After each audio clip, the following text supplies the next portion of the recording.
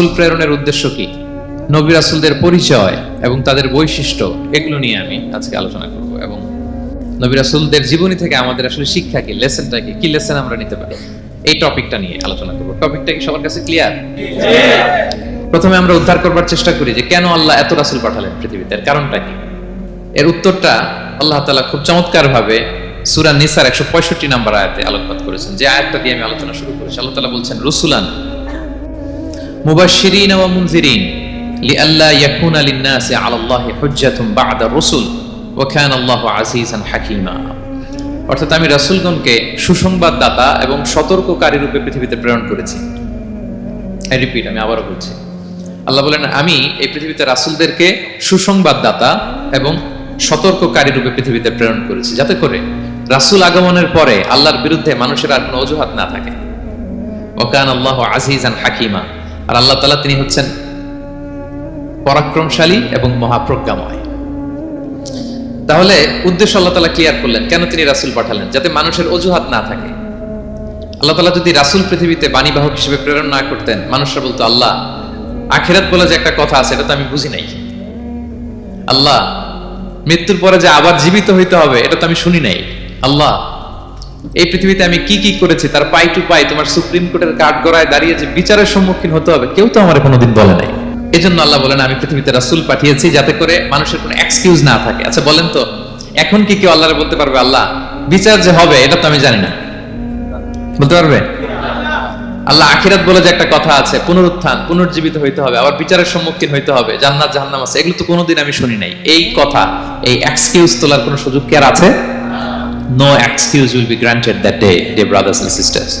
সেদিন কোনো এক্সকিউজ আল্লাহ তাআলা গ্রহণ করবেন না, কারণ আল্লাহ তাআলা রাসূলদেরকে প্রেরণ করেছেন, তারা আমাদেরকে বিস্তর বর্ণনা করে জানিয়ে গিয়েছে। এবং কেন রাসূলদেরকে প্রেরণ করেছেন, আল্লাহ বলেন যে দুইটা প্রাইম রেসপন্সিবিলিটি দিয়ে আমি রাসূলদেরকে প্রেরণ করেছি। এক নাম্বার মুবাশশিরিন, তারা সুসংবাদদাতা।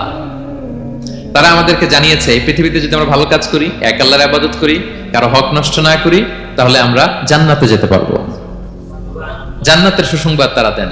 দে are the bearer of glad tidings, they are the bearer of paradise. তারা জান্নাতের সুসংবাদদাতা। রাসূলদের দুই নাম্বার প্রাইম রেসপন্সিবিলিটি হচ্ছে মুনজিরিন, তারা সতর্ককারী। তারা আমাদেরকে এই মর্মে সতর্ক করেছেন যে পৃথিবীতে যদি আল্লাহর ইবাদত না করে শিরক করো, বেদাত করো, এই পৃথিবীর বুকে যদি ফাসাদ করো, যদি সীমা লঙ্ঘন করো, যদি অন্যের অধিকার নষ্ট করো, তাহলে তোমাদেরকে জাহান্নামের আযাব ভোগ করতে হবে, ঠিক কিনা? তাহলে দুইটা প্রাইম রেসপন্সিবিলিটি। রাসূলরা হচ্ছেন মুবাশশিরিন, সুসংবাদদাতা, জান্নাতের সুসংবাদ দিয়েছেন। তারা ভালো কাজ করলে জান্নাতে যাওয়া যাবে। পাশাপাশি তারা হচ্ছেন সতর্ককারী। কিসের সতর্ককারী? জাহান্নামের ব্যাপারে সতর্ককারী। এই পৃথিবীতে ফাসাদ করলে, আল্লাহ তাআলার অবাধ্য হলে জাহান্নামে যেতে হবে। এবং রাসূল পাঠানোর মধ্য দিয়ে আল্লাহ তাআলা এক্সকিউজ দেওয়ার সুযোগ বন্ধ করে দিয়েছেন। কোনো এক্সকিউজ আর দেয়া চলবে না। তাহলে পৃথিবীতে কেন আল্লাহ তাআলা রাসূল পাঠালেন, এই পয়েন্টটা কি সবার কাছে ক্লিয়ার? আচ্ছা ক্লিয়ার, আমরা সামনের দিকে এগোই। এরপর আল্লাহ তাআলা বলেছেন এই পৃথিবীতে যত জাতি গোষ্ঠী আছে সব জাতির কাছে আমি রাসূল পাঠিয়েছি। ওয়া ইম মিন উম্মাতিন ইল্লা খালা ফিহা নাযীর। যত জাতি, যত নেশন এই পৃথিবীতে এসেছে, সব জাতিকে সতর্ক করবার জন্য, ইনস্ট্রাক্ট করবার জন্য, গাইড করবার জন্য আমি রাসূল পাঠিয়েছি। এমন কোন জাতি নাই যে জাতির মধ্যে আল্লাহ রাসূল পাঠায় নাই, সবাই রাসূল পেয়েছেন। এবং মজার ব্যাপার হচ্ছে they are the chosen and selected personality by Allah subhanahu wa ta'ala. রাসূলরা হচ্ছেন আল্লাহ তাআলার পক্ষ থেকে chosen এবং সিলেক্টেড। রাসূলদেরকে সিলেক্ট করেছে কে? আল্লাহ। তিনি বলেন ওয়া ইন্নাহুম ইনদানা লামিনাল মুস্তাফাইনাল আখিয়া। নবীরা হচ্ছে আমার কাছে মনোনীত, আমি তাদেরকে মনোনীত করেছি এবং তারা হচ্ছে সর্বশ্রেষ্ঠ মানুষ। তার মানে এই আয়াত থেকে বোঝা গেল নবীরা সিলেক্টেড, তারা ইলেক্টেড না। ইলেকশন করে নবী হওয়া যায় না, নবী সিলেক্টেড এর মাধ্যমে হইতে হয়, সিলেকশনের মাধ্যমে। আর সিলেক্ট করেন কে? আল্লাহ। চুজ করেন কে? আল্লাহ। ইলেকশন করে নবী হওয়া যায়? আমরা পৃথিবীর সবাই মিলে যদি ভোট দেই, আল্লাহ আমরা সবাই ভোট দিলাম, এই হচ্ছে রাসূল, তাকে রাসূল হিসেবে আপনি কবুল করেন, হবে? ইলেকশনে ভোট দিলে আমাদের সাথে যদি ম্যানকাইন্ডের সাথে জিন কাইন্ডও যুক্ত হয়, জিনেরাও যদি বলে আল্লাহ আমরাও আছি, আমরাও দিলাম একটা করে ভোট, হবে? রাসূল হবে? ফেরেশতারাও যদি যুক্ত হয়, ফেরেশতারাও যদি বলে, মানুষও ভোট দিল, জিনেরাও দিল, ফেরেশতারাও দিল, প্রত্যেকে একটা করেই দিল, ধরেন প্রত্যেকের ভোট গণনা করার পরে দেখা গেল বিশাল ভোট কাউন্ট হয়েছে। এখন তাদের এই ভোটের উপর ভিত্তি করে রাসূল হবে কেউ? হবে? কারণ নবী ইলেকশনে হওয়া যায় না, নবী হয় সিলেকশনে। আর সিলেক্ট করেন কে? আল্লাহু ইয়ালামু হাইসু ইয়াজআলু রিসালাতাহু। কাকে রাসূল বানাবেন, কাকে তিনি নবী হিসেবে অ্যাপয়েন্ট করবেন, এটা তিনিই জানেন। শুধুমাত্র কেবলমাত্র একমাত্র আল্লাহ তাআলা solely এটাকে কন্ট্রোল করেন। কেউ চাইলে কারো ভোটে, কারো ইলেকশনে নবী হওয়া যায় না। নবীরা হচ্ছেন সিলেক্টেড, চুজেন পার্সোনালিটি বাই আল্লাহ সুবহানাহু ওয়া তাআলা। তাহলে নবীরা নির্বাচিত নন, ওনারা মনোনীত। নবীরা কি নির্বাচিত? নবীরা মনোনীত। এখন কতজন নবী রাসূল আল্লাহ তাআলা পাঠিয়েছেন? আল্লাহ তাআলা সুস্পষ্ট করে জানাননি কতজন। কিছু কিছু হাদিস থেকে পাওয়া যায় লক্ষাধিক রাসূল, নবী এবং রাসূল আল্লাহ তাআলা পৃথিবীতে পাঠিয়েছেন। কিন্তু কোরআন আল কারিমে এই লক্ষাধিক নবী রাসূলের সবার কথা আল্লাহ তাআলা আমাদেরকে শোনাননি। আল্লাহ তাআলা মাত্র 25 জন রাসূলের কথা আমাদেরকে শুনিয়েছেন। কতজন? 25 জনের কথা আল্লাহ তাআলা শুধু আমাদেরকে বলেছেন, বাকিদের কথা বলেন নাই। কতটুকু আমাদের বলা দরকার এটা আমাদের চেয়ে ভালো জানেন কে? আল্লাহ ভালো জানেন। আল্লাহ তাআলা ভালো জানেন কতটুকু আমাদেরকে জানাতে হবে। যত রাসূল তিনি পাঠিয়েছেন, যত নবী পাঠিয়েছেন, সবার কথা যদি আল্লাহ কোরআনে বলতেন, তাহলে কোরআন কি মাত্র 611 পৃষ্ঠার একটা বই হতো? 10 খণ্ড, 15 খণ্ড, 20 খণ্ড। তখন আমরা হাফেজ হতে পারতাম? হ্যাঁ, আমরা হাফেজ তরিকুল ইসলাম পাইতাম তখন? হ্যাঁ, তাকরিম পাইতাম? তখন তো হাফেজ হওয়া যেত না। এটা যদি 15 খণ্ড 20 খণ্ডের বিশাল ভলিউম হয়, হাফেজ হওয়া যেত না। এজন্য আল্লাহ তাআলা সব নবীদের কথা আমাদেরকে শোনায় নাই, মাত্র 25 জন নবীর কথা কোরআনে আল্লাহ শুনিয়েছেন। কতজন? আল্লাহ বলেন রুসুলান কদ কসাসনাহুম আলাইকা মিন ক্বাবলু ওয়া রুসুলান লাম নাকসুসহুম আলাইক। নবী হে, অনেক রাসূলের কথা আপনাকে শুনিয়েছি, আবার অনেক রাসূলের কথা আমি শোনাই নাই। যাদের কথা শোনানোর প্রয়োজন মনে করেছি তাদের কথাই আমি শুনিয়েছি। তাহলে আমরা বুঝলাম কোরআনে বর্ণিত হয়েছে কয়জন নবী রাসূলের নাম? সবাই বলবেন আওয়াজ করে, কয়জন? 25 জন। এবং এই 25 জন নবীর মধ্য থেকে 6 জনের নামে আল্লাহ 6টা সূরা ডেডিকেট করেছেন কোরআনে। 6টা সূরা উৎসর্গ করেছেন। সূরা ইউনুস, সূরা ইউসুফ, সূরা ইব্রাহিম, সূরা মুহাম্মদ, সূরা নূহ, সূরা হুদ। 6 জন নবী। কয়জন নবী? 6 নবীর নামে আল্লাহ তাআলা 6টা সূরা ডেডিকেট করেছেন। এবং এই যত নবী আল্লাহ তাআলা পাঠিয়েছেন, সব নবীর উপর ঈমান আনা আবশ্যক। হ্যাঁ, it's compulsory to believe in every messenger sent by আল্লাহ সুবহানাহু ওয়া তাআলা। টু ভ্যালিডেট আওয়ার ফেথ, আমাদের ঈমানটাকে প্রিজার্ভ করার জন্য সব নবীর উপর আমাদের ঈমান আনতে হবে। সব নবী। আমরা যে ঈমান আনি, ঈমানে মুফাসসাল, যেখানে 7টা বিষয়ের উপর বিস্তারিত ঈমানের যে ঘোষণা আমরা দেই, আমরা তো বলি যে ঈমানে একটা মুজমাল আর একটা কি মুফাসসাল। ঈমানে মুফাসসালে 7টা বিষয়ের প্রতি ঈমান আনতে হয়। আমানতু বিল্লাহি ওয়া মালাইকাতিহি ওয়া কুতুবিহি, তারপরে ওয়া রুসুলিহি। পাইছেন? ওয়াল ইয়াউমিল আখিরি ওয়া বিল কদরি খাইরিহি ওয়া শাররিহি মিনাল্লাহি তাআলা ওয়াল বা'সি বা'দাল মাউত। এই 7টা বিষয়ের উপর বিস্তর ঈমান আমাদের আনতে হয়। এই 7টার মধ্যে রাসূলদের ব্যাপার আছে না নাই? রাসূলদের উপর ঈমান আনতে হবে। যদি না আনি তাহলে আরকানুল ঈমান পূর্ণ হলো না, আমার ঈমান পরিপূর্ণ হবে না। তাহলে রাসূলদের উপর পূর্ণাঙ্গ ঈমান আনা এটা আবশ্যক। এবং এই সকল নবী এবং রাসূলদের একটাই ধর্ম ছিল। ধর্মটার নাম কি? সবাই বলুন, কি নাম? সবার একটাই ধর্ম। সব নবীর একটাই ধর্ম। কারণ আল্লাহর কাছে মনোনীত ধর্ম কয়টা? একটা। ইন্নাদ দীনা ইনদাল্লাহিল ইসলাম। আল্লাহর কাছে মনোনীত একটাই ধর্ম, সেটা হচ্ছে ইসলাম। এই যে ইহুদি বলে, নাসারা বলে, এগুলো ধর্ম না। এগুলো বংশ, গোষ্ঠী, জাতির নাম অনুসারে নামকরণ করা হয়েছে। যেমন নাসারা এসেছে, ঈসা আলাইহিস সালামের মা মারিয়াম ফিলিস্তিনের নাসিরিয়া শহরে জন্মগ্রহণ করেছেন। নাসিরিয়া, ওইখান থেকে আসছে নাসারা। ইয়াকুব আলাইহিস সালামের 10 ছেলে, এই 10 ছেলের মধ্যে থেকে এক ছেলের নাম হচ্ছে ইয়াহুদা। এই ইয়াহুদা থেকে এসেছে ইহুদি। কিন্তু সব নবীর ধর্ম একটা। আওয়াজ করে বলুন তো সবাই, সেটা কি? ইসলাম।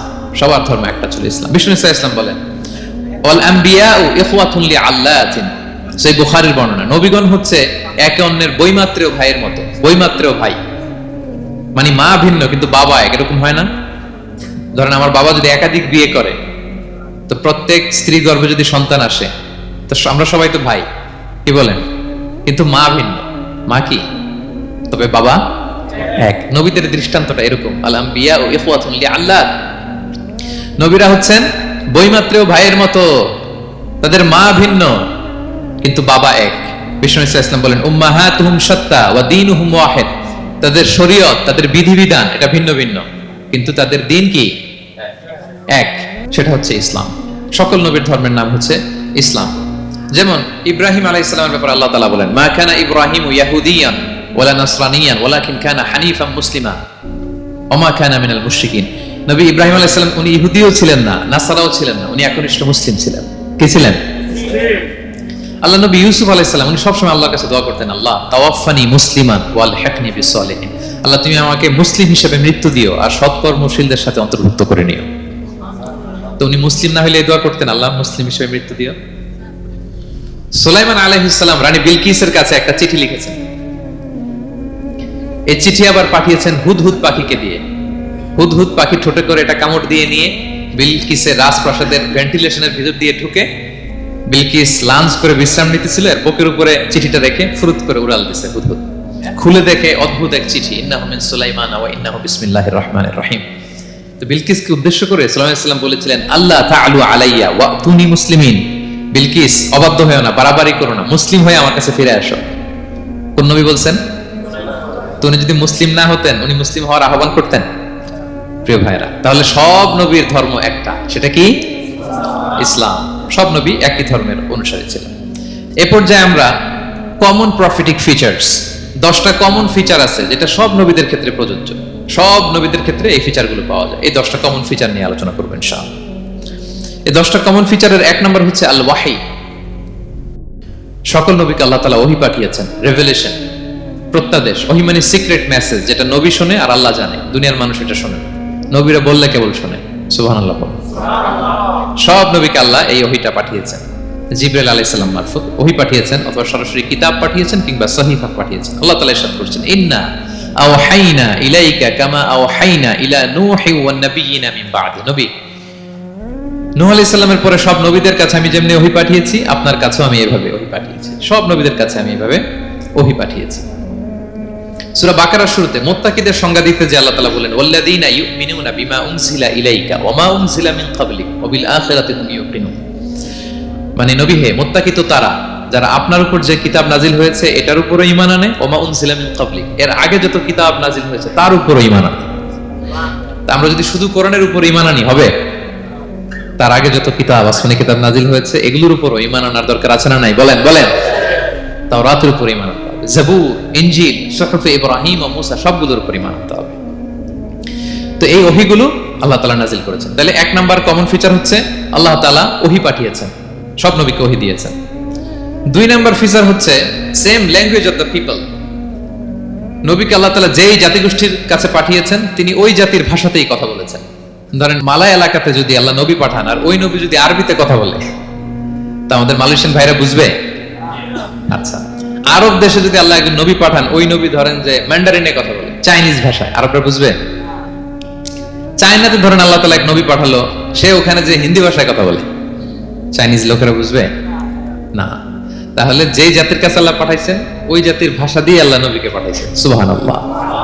আল্লাহ তাআলা ইরশাদ করেন, ওয়ামা আরসালনা মির রাসূলিন ইল্লা বিলিসানি কওমিহি লিউবাইয়িনা লাহুম। আল্লাহ তাআলা যত রাসূল পৃথিবীতে প্রেরণ করেছেন, বিলিসানি কওমি, যে জাতির কাছে প্রেরণ করেছেন ওই জাতির ভাষায় প্রেরণ করেছেন, যাতে করে নবীর কথা এরা বুঝে। নবীরা এসেছেন বাণী বাহক হয়ে, এখন এই বাণী যদি বুঝতে না পারে তাহলে কাজ হবে। এজন্য প্রত্যেক নবীকে আল্লাহ তাআলা যে জাতির কাছে পাঠিয়েছেন ওই জাতির ভাষায় পাঠিয়েছেন। 3 নাম্বার হচ্ছে সকল নবীকে আল্লাহ তাআলা very good standard of character দিয়েছেন। চারিত্রিক দৃষ্টিকোণ থেকে অতুলনীয় ছিল এক একজন নবী। পা থেকে মাথা পর্যন্ত কালো দাগ ফেলার মতো কিছু ছিল না। আল্লাহু আকবার। মাসুম ছিলেন। আহলুস সুন্নাহ ওয়াল জামাআর আকীদা হচ্ছে প্রত্যেক নবী ছিলেন মাসুম, কোনো গুনাহ করেন নাই, নিষ্পাপ প্রতিটা নবী। সর্বোত্তম চরিত্র দিয়ে আল্লাহ তাআলা, অনুপম চরিত্র দিয়ে আল্লাহ তাআলা তাদেরকে পাঠিয়েছেন। আল্লাহ তাআলা বলেন, ওয়া ইন্নাকা লাআলা খুলুকিন আযীম, and verily you are on a very good standard of character. নবী হে, আপনি চমৎকার একটা ক্যারেক্টারের উপর প্রতিষ্ঠিত। আপনার আচরণের মতো, ক্যারেক্টারের মতো আচরণ অতুলনীয়, পৃথিবীতে দ্বিতীয়টা খুঁজে পাওয়া যায় না, ঠিক কি না? কারণ নবীরা যদি মডেল হন, তাদের আচরণ যদি ভালো না হয়, তাহলে মানুষ কি তাদেরকে গ্রহণ করবে? মানুষ তো তাদের কাছ থেকে শিখবে, জানবে। তো জন্য তাদের আচরণ চমৎকার হওয়ার দরকার আছে না নাই? চমৎকার আচরণ, চমৎকার চারিত্রিক মাধুর্য দিয়ে আল্লাহ তাআলা পৃথিবীতে এক একজন নবীকে প্রেরণ করেছেন। সব নবীরা ভেরি গুড স্ট্যান্ডার্ড অফ ক্যারেক্টারের অধিকারী ছিল। 4 নম্বর হচ্ছে প্রত্যেক নবীকে আল্লাহ তাআলা মিরাকেল দিয়েছেন, মানে মুআজিজা, as a proof of their prophethood. তাদের নবুয়তির প্রমাণ হিসেবে আল্লাহ তাআলা তাদেরকে মিরাকেল দিয়েছেন, মুআজিজা। যেমন সালেহ আলাইহিস সালামকে আল্লাহ তাআলা মুআজিজা দিয়েছিলেন। তার জাতির কাছে যখন তিনি দাওয়াত দিলেন, তারা বলল, সালেহ তুমি যে নবী এটা আমরা বুঝবো কি করে? এক শর্তে আমরা তোমার উপর ঈমান আনতে পারি। সাল্লাল্লাহু আলাইহি ওয়াসাল্লাম বললেন, কি শর্ত? বলতেছে, এই যে পাহাড় দেখো, এই পাহাড়ের ভেতর থেকে যদি একটা উট বের করো, 10 মাসের গর্ভবতী একটা উটটা বেরোবে, বেরোয় বাচ্চা দিবে, সাথে সাথে আমরা উটের দুধ দহন করে খাবো, এরপর আমরা ঈমান আনবো। চিন্তা করছেন কত শর্ত? পাহাড়ের ভেতর থেকে কি বের করে দেখাইতে হবে? উট। উনি আল্লাহর কাছে দোয়া করলেন, আল্লাহ বললেন কবুল, তবে কথা না শুনলে কিন্তু খবর আছে। বলছে ঈমান আনবে, ঈমান না আনলে কিন্তু খবর আছে। উনি দোয়া করলেন, আল্লাহ কবুল করলেন। পাহাড় বিদীর্ণ হয়ে একটা বিশাল আকৃতির উট বের হয়ে আসলো, 10 মাসের গর্ভবতী উট। মুহূর্তে এটা ডেলিভারি করলো একটা উটের বাচ্চা, এবং দুধ দিতে আরম্ভ করলো, ওলান ভর্তি দুধ। সবাই পেট ভরে দুধ খেলো। খাওয়ার পরে কয়, তুমি জাদুকর। খাওয়ার পরে সাল্লাল্লাহু আলাইহি ওয়াসাল্লাম কি বলে?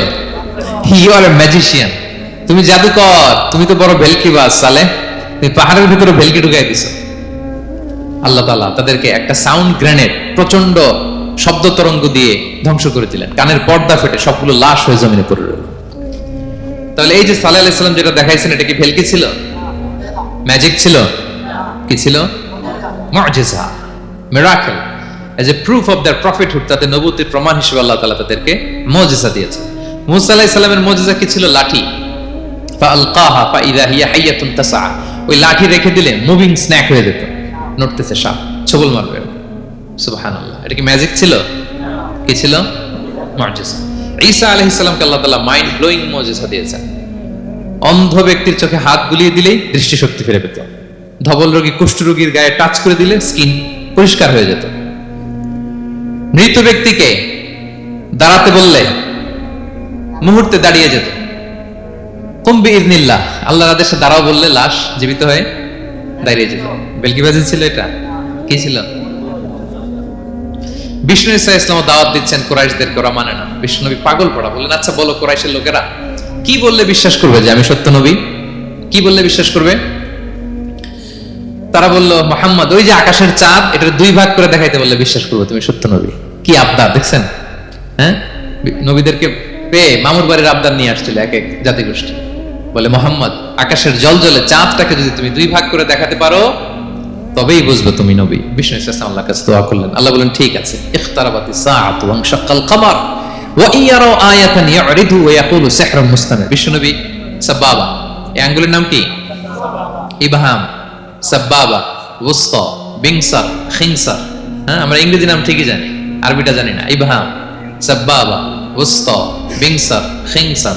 বিষ্ণু সাব্বাবা আঙ্গুলি উঠালেন, এটা শাহাদাত আঙ্গুলি বলে, আসলে সাব্বাবা আরবিতে। তো বিশ্বনবী এভাবে আল্লাহর নাম নিয়ে চাঁদের দিকে ইঙ্গিত করলেন, মুহূর্তে আকাশের জ্যোৎস্না বিলানো চাঁদটা 2 ভাগ হয়ে গেল। কুরাইশরা দেখে তো অবাক। বিষ্ণু বললেন, এবার কথা অনুযায়ী ঈমান আনো। বলে, Muhammad you are a magician.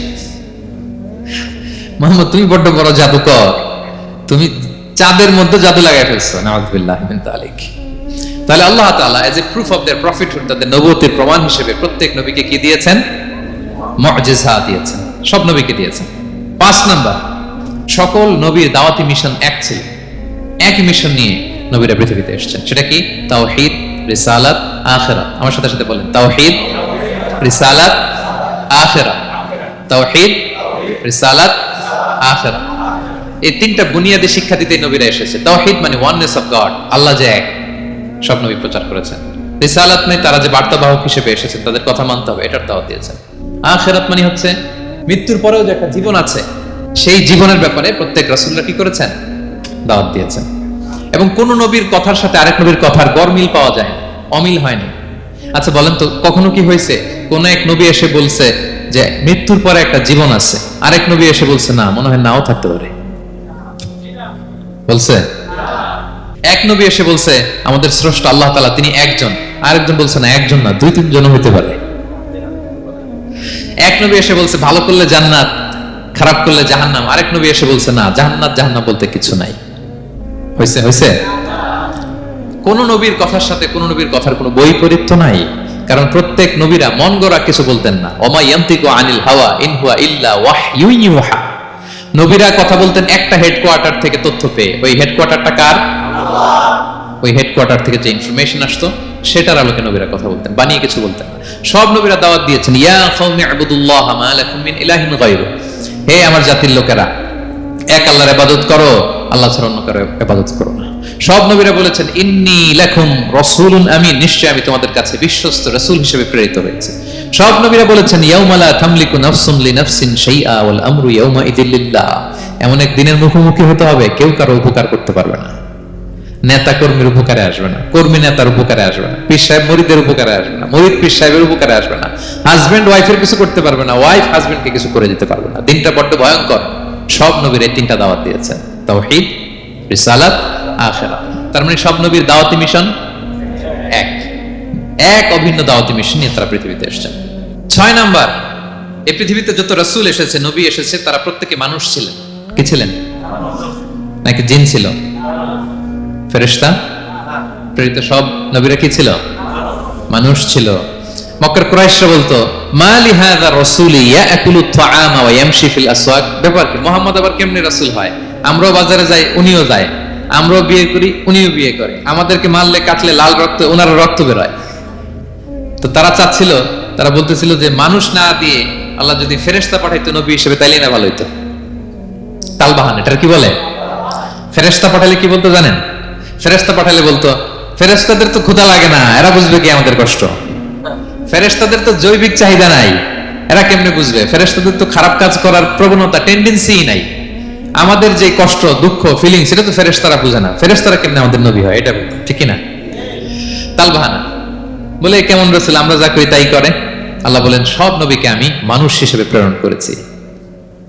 Vishnu ইসলাম বলেন ইন্নামা আনা বাশারুম মিসলুকুম, নিশ্চয় আমি তোমাদের মতোই মানুষ। তোমাদের মতোই কি মানুষ। তো পার্থক্য হচ্ছে ইউহা ইলাইয়া, আমার কাছে ওহী আসে, প্রত্যাদেশ আছে আল্লাহ তাআলার পক্ষ থেকে। তাহলে 6 নম্বর যে কমন ফিচার আমরা জানলাম, আল্লাহর পাঠানো সবগুলো নবী এবং রাসূল তারা কি ছিলেন? সবাই বলুন, তারা কি ছিলেন? মানুষ ছিলেন। 7 নম্বর কমন ফিচার হচ্ছে আল্লাহর পাঠানো সব নবী এবং রাসূলরা ওনারা পুরুষ ছিলেন। কি ছিলেন? কোন নবী কি নারী ছিল বলেন তো? হ্যাঁ, নারী নবী আছে? নাই। নবী হওয়ার জন্য ম্যাসকুলিনিটি শর্ত, পুরুষ হওয়ার শর্ত। কারণ নবীকে অনেক বড় বড় জিনিসের নেতৃত্ব দিতে হবে, মাঝে মাঝে মিলিটারি তৈরি করতে হবে, লিডারশিপ লাগবে, যুদ্ধ পরিচালনা করতে হবে। নারীদের পক্ষে এটা সম্ভব? কঠিন। আমাদের বোনদের অনেক ধরনের দুর্বলতা আছে, তাদের মাসে কিছুদিন তারা আল্লাহর আদেশে অসুস্থ থাকে, ঠিক কিনা? পিরিয়ড তাদের চলে, ওই সময় সালাত পড়তে পারে না, অনেক প্রতিবন্ধকতা তাদের আছে। বাচ্চা যদি ধারণ করে পেটে 9 মাস, ওনারা অসুস্থ। শেষের মাসগুলোতে তো কঠিন, জটিল অবস্থা। বাচ্চা ডেলিভারির পরেও 40 দিন ব্লিডিং আছে না নাই?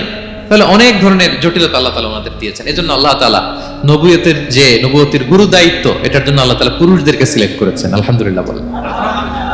তাহলে যত নবী এবং রাসূল পৃথিবীতে এসেছিল ওনারা পুরুষ ছিল। আল্লাহ বলেন ওয়ামা আরসালনা মিন ক্বাবলিকা ইল্লা রিজালান নূহি ইলাইহিম, নবী হে মুহাম্মদ, আপনার আগে যত নবী এবং রাসূলকে আমি পৃথিবীতে প্রেরণ করেছি তাদেরকে পুরুষ হিসেবে প্রেরণ করেছি, কোন নারীকে আমি নবুয়তের মর্যাদা দেইনি।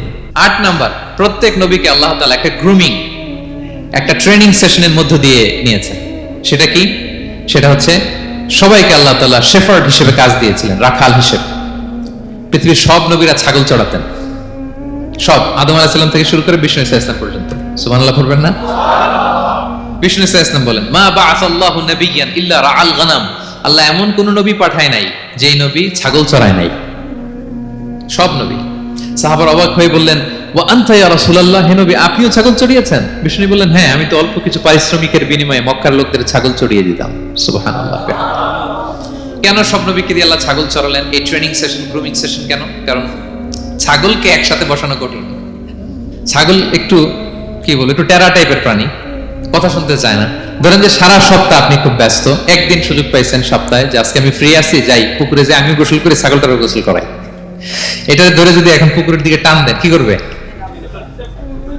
পা দুটো এমন শক্ত করে মাটিতে ধরে রাখবে, আপনি যত টানবেন ওর ঘাড়ের চামড়া ছিঁড়ে যাচ্ছে, তারপরেও আসে না। এরপর ছাগলগুলোর একসাথে রাখা কঠিন, একটা নেচে ওদিকে যায়, আরেকটা লাফ দেয় এদিকে, আরেকটা ওইদিকে। এদেরকে যদি কেউ একত্রিত করতে পারে তাহলে এই জাতিকে, মানব জাতিকে একত্রিত করা তার জন্য একেবারে সহজ, পানি ভাত, ঠিক কিনা? এজন্য আল্লাহ এই মানব গোষ্ঠীর উপর লিডারশিপ কায়েমের আগে ছাগল চড়িয়েছেন। এবং যারা মরুভূমিতে ছাগল চড়ায়, যে শেফার্ড গুলো, যেই রাখালগুলো, তাদের অনেক শক্তিশালী হইতে হয়। গায়ে শক্তি না থাকলে ছাগল চড়ানো যায় না, কিন্তু লাঠি নিয়ে হই হই করে পিছনে দৌড়াইতে হয়, নেকড়ের ছোবল থেকে ছাগলগুলোকে রক্ষা করতে হয়, বাঘ নেকড়ে এগুলো থেকে বাঁচাইতে হয়।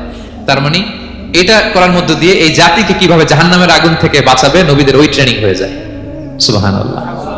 ছাগল এদিক ওদিক দৌড়াতে থাকে, এদেরকে যেমনি একত্রিত করতে হবে, নবীদের কাজ হচ্ছে মানব গোষ্ঠীকে ইউনাইটেড করা, একত্রিত করা। এজন্য আল্লাহ তাআলা মা বাআসাল্লাহু নাবিয়্যান ইল্লা রাআল গানাম, এই পৃথিবীতে এমন কোন নবী পাঠান নাই যে এই নবীকে দিয়ে আল্লাহ তাআলা ছাগল চড়ান নাই। সব নবীর মধ্যে এটা কমন।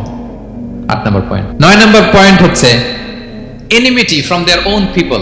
যত নবী দাওয়াত নিয়ে আসছে তারা চ্যালেঞ্জের মুখোমুখি হয়েছেন, শত্রুতার মুখোমুখি হয়েছেন। কেউ ওনাদের জন্য রেড কার্পেট রিসেপশন দেয় নাই। নবীদের পথ ছিল বড় পিচ্ছিল, এটা কুসুমাস্তীর্ণ ছিল না, কণ্টকাকীর্ণ। কেউই সহজে মেনে নেয় নাই। দাওয়াত দিছে তো রিজেক্ট, সবাই প্রত্যাখ্যান করেছে, সবাই প্রত্যাখ্যান করেছে। এটা কমন ছিল, প্রত্যেক নবীকে এটা মুখোমুখি হতে হয়েছে। Mockery, vulgarism, operation, mental torture, physical torture and what not, সব ধরনের। ইভেন অনেক নবীকে হত্যা করা হয়েছে দিনের দাওয়াতের কারণে। বনী ইসরায়েলের লোকেরা তাদের নিজেদের 70,000 নবীকে নিজেরা হত্যা করেছে। এমনকি আমার নবী বিশ্ব নবী মুহাম্মদ রাসূলুল্লাহ সাল্লাল্লাহু আলাইহি ওয়াসাল্লামকে হত্যার ষড়যন্ত্র করা হয়েছিল। আল্লাহ তাআলা দয়া করে বিশ্ব নবীকে হিজরতের ব্যবস্থা করে দিয়ে প্রাণে বাঁচিয়েছেন, মক্কা থেকে মদিনাতে পাঠিয়ে দিয়েছেন। তাহলে এই পথ বড় কঠিন ছিল, নবীদের পথ, সব নবীর জন্য, এক্সেপ্ট সুলাইমান এবং দাউদ আলাইহিস সালাম, তাদের কথা ভিন্ন। এছাড়া সব নবীরা এই সংগ্রাম, এই বিরোধিতা, এই শত্রুতা, এই জেলাসি, এগুলোর মুখোমুখি হয়েছে। পৃথিবীর সকল নবীরা, সকল নবীরা। বিষ্ণু ইসলাম ঘুমাতে পারে নাই একটা রাত শান্তিতে। বিষ্ণুর বায়োগ্রাফি যদি আপনি পড়েন, জীবনে যদি পড়ে দেখেন, প্রত্যেকটা নবীর জীবনে এই কষ্টকর মুহূর্তগুলো ছিল। শত্রুতা সব নবীকে পোহাতে হয়েছে। বিষ্ণু ইসলামের কাছে যখন প্রথম নাজিল হলো ইকরা বিসমি রাব্বিকাল্লাযী খালাক, সূরা আলাকের প্রথম কয়টা আয়াত? 5 আয়াত নিয়ে কোরআনের ভারে নতুন রেগুলেশন পেয়ে বিষ্ণুনবী কাঁপতে আরম্ভ করলেন। কাঁপতে কাঁপতে জ্বর এসে গেল বিষ্ণুনবীর গায়ে, নিচে নেমে আসলেন। খাদিজা রাদিয়াল্লাহু তাআলা আনহাকে বললেন জাম্মিলুনি জাম্মিলুনি, আমাকে কম্বল চাপা দাও, আমার খুব শীত লাগছে, আমার জ্বর এসে গিয়েছে। কাঁপতে লাগলেন বিষ্ণু ইসলাম। খাদিজা রাদিয়াল্লাহু তাআলা আনহার এক চাচাতো ভাই ওরাকা ইবনে নওফল ছিল ইনজিল কিতাবের পণ্ডিত। খাদিজা রাদিয়াল্লাহু তাআলা আনহা বিষ্ণুকে নিয়ে চাচাতো ভাইয়ের কাছে গেলেন, যে বলেন ভাই ওরাকা, দেখেন তো মুহাম্মদ কি বলে, সে কি দেখছে, কি নিয়ে আসছে, কাঁপতেছে আর বলতেছে আমি মরে যাব, আমাকে কম্বল চাপা দাও। ওরাকা বললেন মুহাম্মদ কে এসেছিল বলতো? বিষ্ণু জিবরাইল ইসলামের বর্ণনা দিলেন। কি বলেছে বলতো? 5 আয়াতের বর্ণনা বিষ্ণু ইসলাম দিলেন।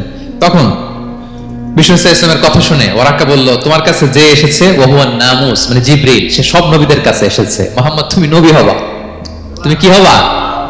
তুমি নবী হবা, আখিরি নবী হবা তুমি। যে তোমার কাছে এসেছে সে সব নবীদের কাছে ওহী নিয়ে এসেছিল। আর জেনে রাখো মুহাম্মদ, তোমার এলাকার লোকেরা একদিন তোমাকে এলাকা থেকে বের করে দিবে, ভবিষ্যৎবাণী করতেছিলেন। বিশ্বনবী বললেন আওয়া মুখরিজিয়াহুম, আমার ভাই বেরাদার, আমার জ্ঞাতি গোষ্ঠীর লোকেরা আমার এলাকা ছাড়া করবে? ওরাকা বললেন হ্যাঁ। লাম ইয়াতি রাজুলুন ক্বাত্তু বিমিসলি মা জিতা বিহি ইল্লা উদিয়া, তোমার মতো এরকম রিসালাতের দায়িত্ব নিয়ে যারাই কোনো জাতির কাছে এসেছে তাদের সাথে এরকম শত্রুতা করা হয়েছে। বিষ্ণু ইসলাম সেদিনের কথা শুনে, ওরাকার কথা শুনে অবাক হয়েছিলেন। তাহলে সব নবীদের ক্ষেত্রে 9 নম্বর কমন বৈশিষ্ট্য হচ্ছে তাদেরকে বাধার সম্মুখীন হতে হয়েছে। এখনো যারা নবীদের পথে চলবে বা চলে, তাদের জীবনে বাধা বিপত্তি আছে না নাই? হ্যাঁ, তারা জেনে বুঝেই এই পথে এসেছে, তারা হিসাব মিলিয়েই এই পথে নেমেছে।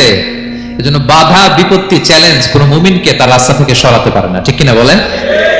এক চুলা নড়াতে পারে না। এটা নবীদের পথ, এটা নবীওয়ালা কাজ। এখানে জুলুম থাকবে, এখানে বাধা বিপত্তি থাকবে, এখানে চ্যালেঞ্জ থাকবে। এই পথটা সোজা, সিরাতুল মুস্তাকিম। যদি শেষ মাথায় যাওয়া যায়, ডাইরেক্ট জান্নাতুল ফিরদাউস। আলহামদুলিল্লাহ। তাহলে সব নবীরা বাধার সম্মুখীন হয়েছে। 9টা কমন ফিচার গেল। 10 নম্বর, দ্য লাস্ট কমন ফিচার, পৃথিবীর সব নবীরা ইন্তেকাল করেছেন, আর কোন নবী আসবে না। আসবে? পৃথিবীর সব নবীরা মারা গিয়েছেন, কিন্তু আলামুল বারজাখে, বারজাখের জগতে নবীরা জীবিত। আই রিপিট, আমি আবারও বলি, প্রত্যেক নবী তার কবরে জীবিত। আলামুল বারজাখে। আমরা এই দুনিয়াতে আসার আগে যেই জগতে ছিলাম, ওই জগৎটার নাম হচ্ছে আলামুল আরওয়াহ, মানে রূহের জগৎ। সেখান থেকে আমরা এই জগতে এসেছি, এটার নাম আলামুদ দুনিয়া, দুনিয়ার জগৎ। আবার মৃত্যুর পরে যে নতুন এক্সটেশনে আমরা যাব, সেটার নাম হচ্ছে আলামে বারজাখ, বারজাখের জগৎ। নবীরা ওই বারজাখের জগতে জীবিত।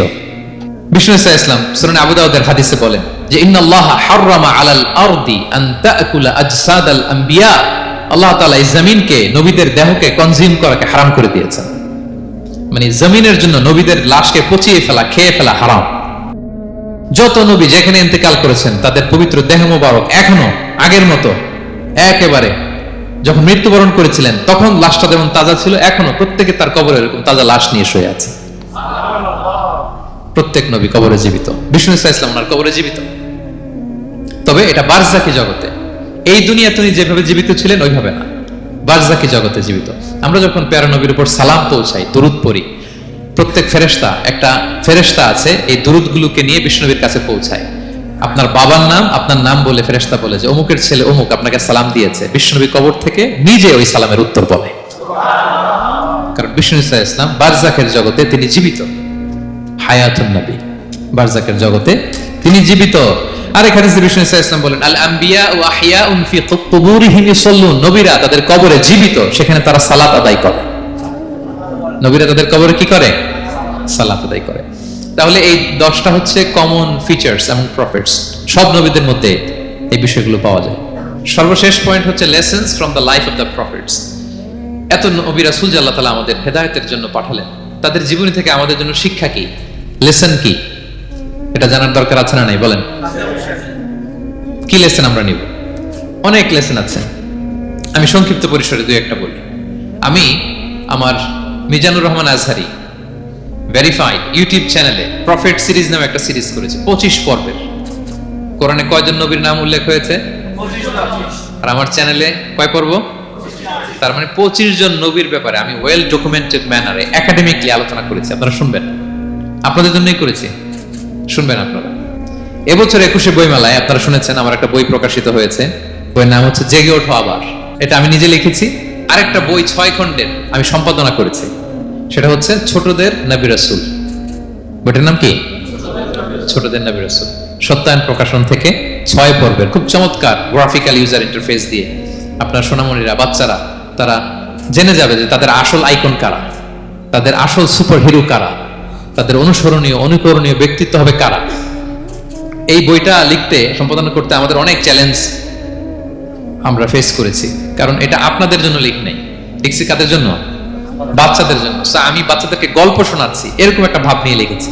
আমি বারবার ভেবেছি যে আমার ছোট্ট মেয়েটাকে যদি আমি শোনাই, ওকে বুঝাইলে ও কিভাবে বললে বুঝবে।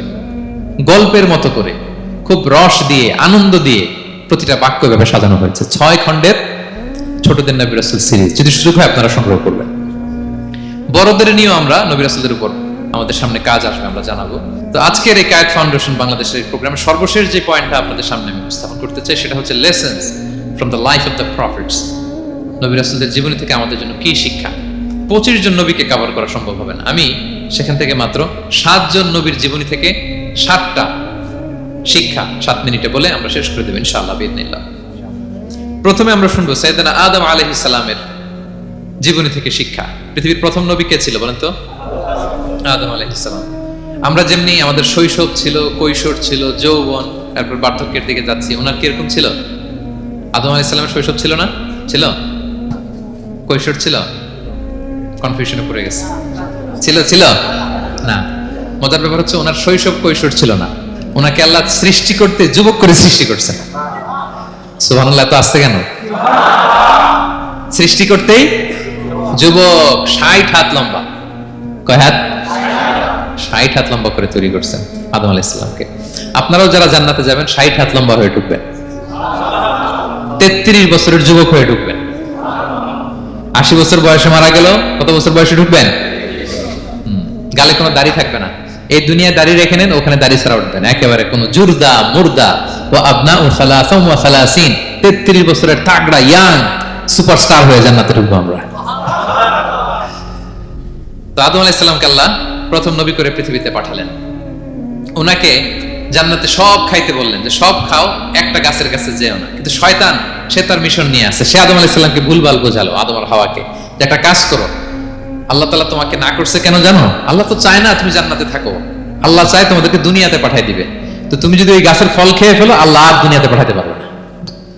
কিন্তু আল্লাহ চায় তোমাদেরকে কই পাঠাবে? কিন্তু যদি গাছের ফল খেয়ে ফেলো আর পাঠাইতে পারবে না, এজন্য আল্লাহ নিষেধ করছে গাছের ফল খায় না। চিন্তা করছেন? উল্টা, পুরো উল্টোটা বুঝাইছে। তো ভুল করে সাইয়েদনা আদম আলাইহিস সালাম হাওয়া আলাইহিস সালাম খেয়ে ফেলছেন এই ফল। খাওয়ার পরেই আল্লাহ তাআলা পাঠিয়ে দিলেন পৃথিবীতে, যাও জমিনে যাও, এই জান্নাতে আর থাকা যাচ্ছে না। কাঁদতে আরম্ভ করলেন আদম আর হাওয়া আলাইহিস সালাম, কাঁদতে কাঁদতে অনুতপ্ত হয়ে আল্লাহর কাছে দোয়া করলেন। তো পুরো আদম আলাইহিস সালামের জিন্দেগির সবচেয়ে বড় শিক্ষা হচ্ছে রিপেন্টেন্স, অনুতপ্ত হওয়া। কি হওয়া?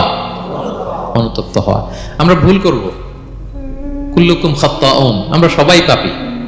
সবাই কি পাপী? কে পাপ করি না? আমরা সবাই পাপী। কিন্তু মনে রাখবেন, আমাদের পাপ যত বড় হোক, আল্লাহর রহমতের দরিয়া তার চাইতেও বড়, অনেক বড়।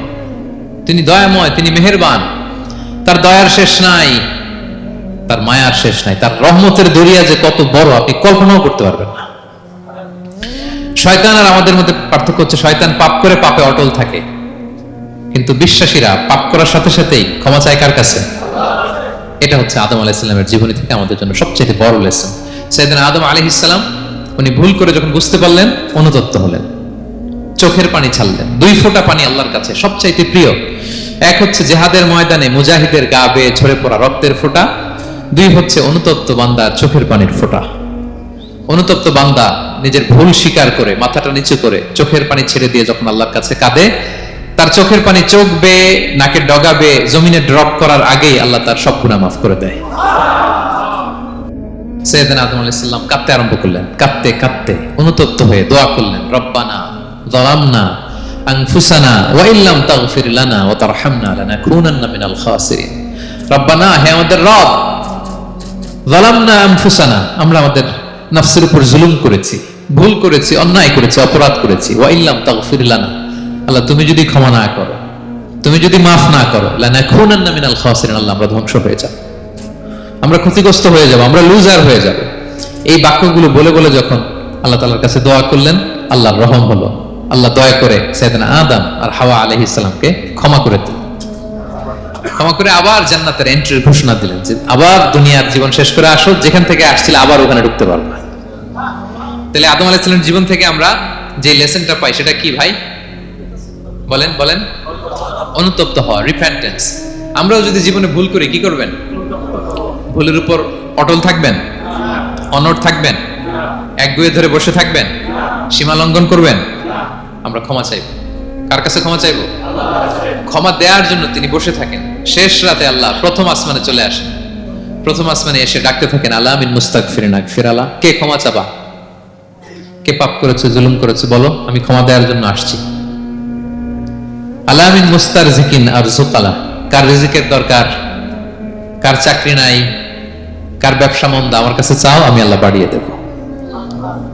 কার কি লাগবে বল, আমি দেবো। আল্লাহ তাআলা দেওয়ার জন্য আসছে, আমি নেয়ার জন্য উঠতে পারি না।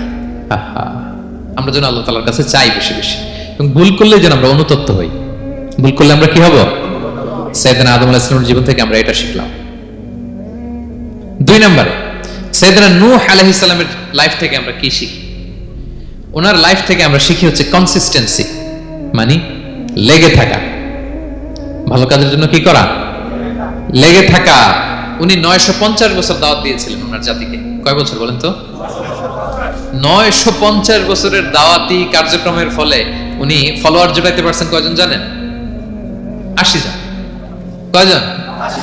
এরাই আমাদের পূর্বপুরুষ। আমরা পৃথিবীর সবাই কিন্তু এদেরই নাতিপুতি। এই 80 জনকে নিয়ে উনি নৌকার উপর উঠছিলেন, কিস্তির উপর, আর বাকিটা তো মহাপ্লাবন দিয়ে আল্লাহ ধ্বংস করে দিয়েছেন। ওই 80 জন আবার জমিনে এসে জমিনে আবাদ করা শুরু হলো, ওখান থেকে পৃথিবীর সকল মানুষ। সুবহানাল্লাহ। উনি বলেন, ক্বালা রাব্বি ইন্নী দাআউতু কওমি লাইলান ওয়া নাহারা, আল্লাহ আমি দিন রাত এক করে আমার জাতি গোষ্ঠীকে দাওয়াত দিয়েছি। ফালাম ইয়াজিদহুম দুআই ইল্লা ফিরারা, কিন্তু আমারে দেখলে লোকগুলো ভেগে ভেগে যায়। আর কি করে? আমার কথা যেন শুনতে না হয়, এরা কানে আঙ্গুল দিয়ে রাখে আর মুখে কাপড় পেঁচিয়ে রাখে। নূহ আলাইহিস সালাম তারপরও থামতেন না, কন্টিনিউয়াস দাওয়াতি কাজ। লোকজন নূহ আলাইহিস সালামকে পিটিয়ে আধামরা করে কাঁথা দিয়ে পেঁচিয়ে পাহাড়ে রেখে আসতেন। ওইখান থেকে এসে নূহ আলাইহিস সালাম আবার দাওয়াত দিতে শুরু করতেন। What a consistency! কিভাবে লেগেছিলেন! 950 বছর তিনি দাওয়াত দিয়েছেন, মাত্র 80 জন ফলোয়ার হয়েছিল। তাহলে আমরা অল্প দাওয়াতি কাজ করেই আমরা হতাশ হয়ে যায়, হায় রে আমার কথা শুনলো না, আয়রে আমার কথা পৌঁছাইলো না, আয়রে আমার কাছে এসে কেউ মুসলিম হইল না, আয়রে আমার কথা।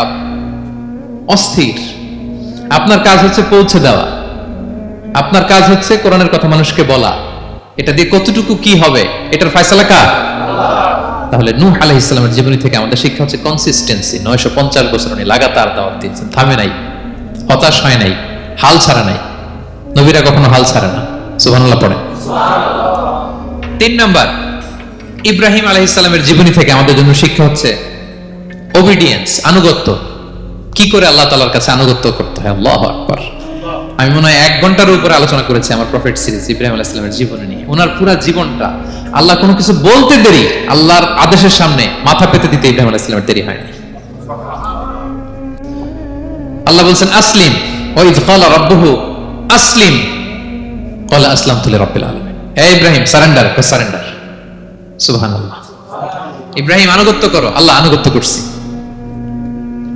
ওনার সন্তান হয় না 86 বছর বয়সে একটা সন্তান দিলেন আল্লাহ তাআলা। আমাদের এখানে কার বয়স কত? সর্বোচ্চ বয়স কত আছি আমরা? এদিকে 60 বছরের উপর তো কেউ নাই, ঠিক কিনা? 86 বছর বয়সে আল্লাহ সন্তান দিয়েছেন ইসমাঈল আলাইহিস সালাম। কত বছর বয়সে? সন্তানটা আদরের নাকি? হ্যাঁ, আদরের না? শেষ কালে একটা সন্তান পেলেন 86 বছর বয়সে। ইব্রাহিম আর হাজেরার ঘরকে উজাড় করে ফুটফুটে এক সন্তান ইসমাঈল আলাইহিস সালাম আসলেন। ভালোবাসা, আদর যেন ঠিকরে পড়ে, এত গদগদ ভালোবাসা। এবার বললেন যাও হাজেরা আর দুধের সন্তান ইসমাইলকে মরুভূমিতে ফেলে দিয়ে আস। বলতে দেরি, রেখে আসতে দেরি নেই। এটাই হচ্ছে ইব্রাহিম আলাইহিস সালামের আনুগত্য। দুধুমরু প্রান্তরে হাজেরা আর ইসমাইল ইসলামকে রেখে আসলেন, চলে আসলেন। বুকটা ফেটে চৌচির, 86 বছর বয়সে একটা সন্তান পেলাম, দুধের বাচ্চা, আমার স্ত্রী সহ মরুভূমিতে রেখে আসলাম। রেখে আবার থাকাও যাবে না, যাও তুমি ফিলিস্তিনে, এরা থাকবে মক্কায়, মরুভূমির মাঝখানে। পরে আল্লাহ জুরহুম কওমের মাধ্যমে এদেরকে পানি, জামজাম অনেক কিছু দিলেন। লম্বা ঘটনার দিকে যাচ্ছে। এরপর হৃদয় যখন ফেটে চৌচির হয়ে যায়, তখন আল্লাহ তাআলা বলেন ঠিক আছে যাও, যা একটু ছেলেরা দেখে আসো। এবার যে দেখে ছেলেরা আরো মায়া লাগে, কারণ একটু বড় হচ্ছে তো, এবার দৌড়াইতে পারে, হাঁটতে পারে। সুবহানাল্লাহ বলেন। এবার যখন দৌড়াইতে পারে, হাঁটতে পারে, আব্বু আব্বু বলে ডাকতে পারে, মায়াটা যখন একটু গাঢ় হয়েছে, আল্লাহ বলে এবার ছেলেরা জবাই করে। দেখছেন কি পরীক্ষা? 86 বছর বয়সে সন্তান পেল, রেখে আসলো মরুভূমিতে, একটু বড় হইলো, দেখা করতে গেল, এবার বলে জবাই করো। জবাই করো বলতে দেরি, ছুরি চালাতে দেরি হয়নি। কুরবানির ইতিহাস, লম্বা ইতিহাস, দিকে যাব। এরপরে আল্লাহ কবুল করলেন। এরপরে বললেন বাপ বেটা মিলে মরুভূমির মধ্যে ঘেমে ঘেমে একটা ঘর বানাও। এরপরে ঘোষণা দাও মানুষকে, যেটা আমার ঘর। বাপ বেটা মিলে কষ্ট করে একটা ঘর বানালেন। এবার বললেন আজান দাও, ঘোষণা দাও, সবাই যেন এখানে আসে। আল্লাহ কারে ঘোষণা দিব? কেউ তো নাই। বলতেছে তুমি ঘোষণা দাও, এই ঘোষণার শব্দ পৃথিবীর সব মানুষের কর্ণকুহরে আমি আল্লাহ নিজ দায়িত্বে পৌঁছে দেব। আমরা যারা রুহের জগতেও তখনও ছিলাম, যারা লাব্বাইক বলতে পেরেছি, তাদের ঠিকই নসিবে ওই কাবা ঘর জিয়ারতের নসিব হয়ে যাবে। উনি ঘোষণা দিলেন, দেখেন কেউ নাই, ধুধুমরু প্রান্তর। আজকের মক্কাকে কল্পনা করেন তো কি অবস্থা। এই রমজানের লাস্ট 10 days অফ রমাদান আপনি জায়গা পাবেন? হজের চেয়েও বেশি মানুষ। কিভাবে আল্লাহ কবুল করেছেন, কিভাবে আনুগত্য, সাবমিসিভনেস, নিজেকে আল্লাহর কাছে পুরো সুপর্দ করা, এর নমুনা সাইয়েদনা ইব্রাহিম আলাইহিস সালাম পেশ করেছেন। তাহলে সংক্ষিপ্ত কথা হচ্ছে, আল্লাহ নবী ইব্রাহিম আলাইহিস সালামের জীবনী থেকে আমাদের জন্য শিক্ষা হচ্ছে অবিডিয়েন্স, আনুগত্য। কিভাবে আল্লাহর আদেশের সামনে মাথা পেতে দিতে হয়। পারা যাবে তো? হ্যাঁ, ওই ইব্রাহিম আলাইহিস সালামের রক্ত আমাদের দেহে বহমান। আমরাও নবী ইব্রাহিমের উত্তরসূরি। নবী ইব্রাহিমের আলাইহিস সালামের মতো আমরাও ইসলামের জন্য জীবন বিলিয়ে দেওয়ার দরকার আছে না নাই? বলেন বলেন। শক্ত পদে আমাদেরকে এরকম স্যাক্রিফাইসের মেন্টালিটি অর্জন করতে হবে। অবিডিয়েন্স, আনুগত্য শিক্ষা আমরা নবী ইব্রাহিম আলাইহিস সালামের কাছ থেকে পাই। 4 নম্বর, ইয়াকুব আলাইহিস সালাম, ওনার জীবনী থেকে শিক্ষা হচ্ছে পেশেন্স, ধৈর্য। আমাদের অনেকের ধৈর্য নাই, আমরা অস্থির, অল্পতে ধৈর্য হারাই ফেলি। ধৈর্য এমন একটা গাছ, এই গাছের সারা গায়ে অনেক কাঁটা, কিন্তু এই গাছের ফল বড্ড মিষ্টি। ধৈর্য এমন একটা গাছ, গাছের সারা গায়ে কি, কিন্তু ফলটা। ইয়াকুব আলাইহিস সালামের কলিজার টুকরা ইউসুফ আলাইহিস সালামকে ভাইয়েরা মেরে আহত করে কুয়ায় ফেলে দিছে। কুয়া থেকে নিয়ে মিশরে বিক্রি করে দিছে। এখন এতিম হয়ে আরেক জায়গায় থাকে, বাবার কলিজা ফেটে যায়, ছিঁড়ে যায়, কিন্তু কাউরে বিচার দেয় না, কাউরে কিছু বলে না। উনি বলে ইন্নামা আশকু বাসি ওয়া হুজনি ইলাল্লাহ, আমার দুঃখ কষ্ট মনের জ্বালার যন্ত্রণা আমি একজনের বলি, তিনি কে? আল্লাহ। ধৈর্য ধারণ করলেন। প্রাপ্তবয়স্ক অবস্থায় ওনার ছেলে বানিয়ামিন, তাকেও হারালেন। আবার বলে, আমি কাউরে বিচার দিই না, একজনের বলে, তিনি কে? এই দুই ছেলের শোকে কাঁদতে কাঁদতে অন্ধ হয়ে গেল। আল্লাহু আকবার। সেদিন ইয়াকুব আলাইহিস সালাম একবারও ধৈর্য হারা হন নাই। তাহলে আল্লাহ নবী ইয়াকুব আলাইহিস সালামের জীবনী থেকে আমাদের জন্য শিক্ষা হচ্ছে পেশেন্স। বিপদে আমরা কি ধরবো? ধৈর্য ধারণ করব। 5 নম্বরে ইউসুফ আলাইহিস সালামের জীবনী থেকে আমাদের শিক্ষা হচ্ছে he is the archetype of good character, উন্নত চরিত্রের মডেল। আমার যুবক ভাইয়েরা, গাইড ফাউন্ডেশন বাংলাদেশের আজকের ইফতার প্রোগ্রামে যুবক যারা এসছো, তোমাদের জন্য শিক্ষা আর্কিটাইপ অফ গুড ক্যারেক্টার। চরিত্র কিভাবে হেফাজত করতে হয় এর মডেল, প্রেরণার বাতিঘর, তাগড়া যুবক, পৃথিবীর সবচেয়ে সুন্দর পুরুষ ইউসুফ আলাইহিস সালাম। তাকে দেখে ওই সময়ের আরেক বিশ্ব সুন্দরী জুলাইখা প্রেমে মাতোয়ারা গোপন কক্ষে নিয়ে প্রেম নিবেদন করেছে, বলেছে ইউসুফ কাক পক্ষে টের পাবে না। আল্লাহ নবী ইউসুফ আলাইহিস সালাম এটাকে প্রত্যাখ্যান করলেন, জোরাজুরি করলো, প্রত্যাখ্যান করলেন, মারধর করা হলো, প্রত্যাখ্যান করলেন, সবশেষে আলটিমেটাম দিল, যদি আমার কথা মতো না চলো জেলখানায় ভরবো। উনি বললেন ক্বালা রাব্বি সিজনু আহাব্বু ইলাইয়া মিম্মা ইয়াদউনানি ইলাই। আল্লাহ, এই পাপের কাজের চেয়ে জেলখানায় আমার জন্য ভালো। বিনা অপরাধে বিনা দোষে এক যুগ মিথ্যা অপবাদে কারাবন্দী ছিলেন সাইয়েদনা ইউসুফ আলাইহিস সালাম। তারপরেও চরিত্রের ব্যাপারে এক বিন্দু কম্প্রোমাইজ করেন। যুবক ভাইরা, চরিত্র বড় দামি সম্পদ। সম্পদ গেলে সম্পদ আসে, স্বাস্থ্য গেলে স্বাস্থ্য আসে, একবার চরিত্র নষ্ট হলে ওই চরিত্র আর ফিরে পাওয়া যায় না। সাইয়েদনা ইউসুফ আলাইহিস সালামের জীবনী থেকে আমাদের শিক্ষা হচ্ছে চরিত্রকে কিভাবে প্রিজার্ভ করতে হয়। এটা 6 নম্বরে সাইয়েদনা ঈসা আলাইহিস সালামের জীবনী থেকে আমাদের জন্য শিক্ষা হচ্ছে স্লেভারি, দাসত্ব। কারণ আমরা সবাই গোলাম একজনের। বলেন তো কার গোলাম? আল্লাহর গোলাম। কিন্তু ওনার সব উম্মতেরা মানে খ্রিস্টানরা তাকে বলে সান অফ গড, উনি নাকি আল্লাহর সন্তান। নাউজুবিল্লাহ পড়েন। ওনার মা ম্যারি মানে মারিয়াম আলাইহিস সালাম নাকি আল্লাহর স্ত্রী। নাউজুবিল্লাহ। কিন্তু উনি জন্মের পরেই দুধের শিশু মায়ের কোলে বসে একটা ছোট্ট ভাষণ দিয়েছিলেন, বলেছিলেন ইন্নী আব্দুল্লাহ আতানিয়াল কিতাবা ওয়া জাআলানি নাবিয়্যা। আল্লাহ আমাকে আল্লাহর গোলাম বানিয়ে পাঠিয়েছেন। দেখেন কি নবী, প্রথমে এসে বলেন আমি কিন্তু রাসূল। একে তো দুধের শিশু, মুখের প্রথম কথা কি? ইন্নী আব্দুল্লাহ, আমি আল্লাহর গোলাম। যাতে করে পুরো খ্রিস্ট সমাজের বিরুদ্ধে দলিল হয়ে থাকে যে তোমাদের নবী পৃথিবীতে এসে তার মুখ নিঃসৃত প্রথম শব্দটাই ছিল আমি আল্লাহর দাস, আমি আল্লাহর গোলাম। এবং উনাকে ওনার মাকে আল্লাহ স্পেশাল ইন্টারোগেট করবেন কিয়ামতের দিন। ঈসা, মারিয়াম, তোমরা কি বলে আসছিলা যে তুমি আমার বউ আর তুমি আমার সন্তান? ওনারা কাচুমাচু করে থার করে কাঁপবে আল্লাহর সামনে, কারণ এটা শিরকের প্রশ্ন। তারা বলবে আল্লাহ, আমরা যদি বলতাম আপনি তো জানতেন, আপনি যা শিখিয়েছেন আমরা তাই বলেছি। আল্লাহ জানেন যে উল্টাপাল্টা কিছু বলে নাই, তারপরেও কোটি কোটি মানুষের সামনে এত বিশাল জনগোষ্ঠী কেন এই নবীকে আল্লাহর সন্তান বললো? আল্লাহ তাআলা ঈসা আলাইহিস সালামকে ছাড়বেন না, জিজ্ঞেস করবেন। তিনি বলবেন আল্লাহ, আমি যে তোমার গোলাম এটার দাওয়াত দিয়েছি, আর আজীবন গোলামের মতোই ছিলাম। ঈসা আলাইহিস সালাম কৃষকের সাথে, মজুরের সাথে, কুলির সাথে, ধোপাতের সাথে বন্ধুত্ব করেছিলেন। সমাজের নিচু শ্রেণীর লোকেরা ছিল তার ফলোয়ার। আল্লাহু আকবার। তাহলে সাইয়েদনা ঈসা আলাইহিস সালামের জীবনী থেকে আমরা শিখলাম আমরা সবাই আল্লাহর গোলাম, আল্লাহর দাস। সর্বশেষ নবী, বিশ্ব নবী, পেয়ারা নবী মুহাম্মদুর রাসূলুল্লাহ সাল্লাল্লাহু আলাইহি সাল্লামের জীবনী থেকে কি শিক্ষা? এই শিক্ষা তো বলতে গেলে ঘন্টার পর ঘন্টা লাগবে। একটা শিক্ষা শুধু বলি, সেটা হচ্ছে মার্সি। ওমা আরসালনাকা ইল্লা রাহমাতাল লিল আলামিন। I have sent you as a mercy for the entire universe. নবী হে, আমি আপনাকে গোটা বিশ্বের সবার জন্য রহমত করে প্রেরণ করেছি। তিনি মানুষের জন্য রহমত, তিনি প্রাণীর জন্য রহমত, তিনি পাখির জন্য রহমত, তিনি স্ত্রীদের জন্য রহমত, তিনি উম্মতের জন্য রহমত, তিনি তার ফলোয়ার সাহাবীদের জন্য রহমত। ঠিক কিনা? তিনি কত রহমতের নবী ছিলেন? বিষ্ণু সাল্লাল্লাহু আলাইহি ওয়াসাল্লাম কতটা রহমতের নবী ছিলেন? ছোট্ট একটা উদাহরণ দিয়ে শেষ করি। বিষ্ণু সাল্লাল্লাহু আলাইহি ওয়াসাল্লাম বলেন লিকুল্লি নাবিয়িন দাওয়া মুস্তাজাবা। আল্লাহ প্রত্যেকটা নবীকে একটা করে দোয়ায়ে মুস্তাজাবা দিয়েছেন। মানে এমন দোয়া, এই দোয়া করতে দেরি কিন্তু দোয়া কবুল হতে দেরি হয়। সব নবীকে আল্লাহ বলছেন এই নবীরা তোমাদের প্রত্যেককে একটা করে দোয়া করার সুযোগ দিলাম এই দুনিয়াতে, এবং দোয়াটা করার সাথে সাথেই কবুল করে ফেলবে। বিষ্ণু বলেন লিকুল্লি নাবিয়িন দাওয়া মুস্তাজাবা। সব নবীরা একটা করে দোয়া মুস্তাজাব পেয়েছেন, দাআউ বিহা। আর নবীরা ওই দোয়াটা দুনিয়াতেই করে ফেলছে।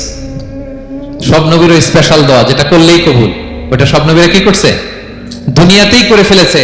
কিন্তু বিষ্ণু বলেন ওয়া ইন্নী আখতাবিউ দাওয়াতি শাফাআতান লি উম্মতি ইয়াউমাল কিয়ামা। আমি আমার সেই দোয়াটা এই দুনিয়ার বুকে অন্যান্য নবীদের মতো করি নাই। আমি আমার দোয়াটা আমার গুনাহগার উম্মতের জন্য কিয়ামতের কঠিন দিনে তারা যখন মুসিবতে পড়ে যাবে, ওই মুসিবত থেকে বাঁচার জন্য ওই দোয়াটা আমি আমার উম্মতের জন্য রেখে দিয়েছি। ওয়া ইন্নী আখতাবিউ দাওয়াতি শাফাআতান লি উম্মতি ইয়াউমাল কিয়ামা। সব নবীরা এই দোয়াটা করেছে। দুনিয়াতেই কবুল হয়ে গিয়েছে।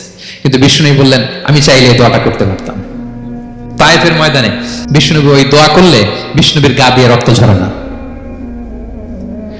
কুরাইশদের সাথে বিষ্ণুনবীর 3 বছর জেল খাটা লাগে না।